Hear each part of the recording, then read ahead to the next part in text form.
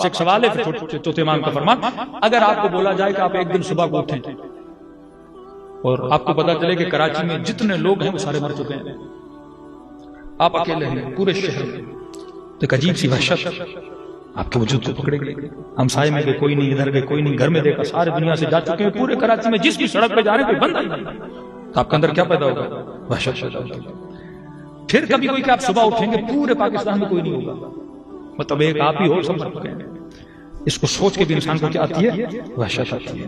لیکن کبھی کوئی بولے پوری دنیا میں کوئی نہیں، صرف آپ اکیلے بندے زندہ ہو، تو انسان کا وجود وحشت زدہ ہو جاتا ہے. نہ رشتہ دار، نہ کوئی دوست، مطلب جہاں جاؤں گاڑی پہ بیٹھ کے چلتا جاؤں صرف مردے مردے مردے نظر آئیں اور ایک بندہ بھی زندہ نہ ہو. انسان کا وجود کس میں آ جاتا ہے؟ وحشت زدہ ہو جاتا ہے. چوتھے امام فرماتے ہیں اگر زین العابدین اگلے دن اٹھے اور یہ خبر ملے کہ دنیا میں ایک بندہ بھی باقی نہیں ہے، تو میرے مولا فرماتے ہیں ہر بندہ وحشت زدہ ہوگا، کیونکہ اٹھے گا نہ کوئی رشتہ دار، نہ کوئی دوست، نہ کوئی چرن، نہ کوئی پرن، کوئی خلقت خدا کائنات میں زندہ نہ ہو.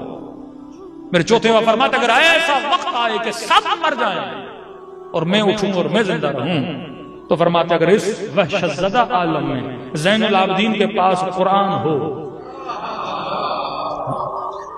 فرمایا کوئی چیز مجھ سے سکون کو چھین نہیں سکتی، میری تنہائیوں کے لیے قرآن کافی ہے، اور میں قرآن پڑھوں تو مجھے کیا ملے گا؟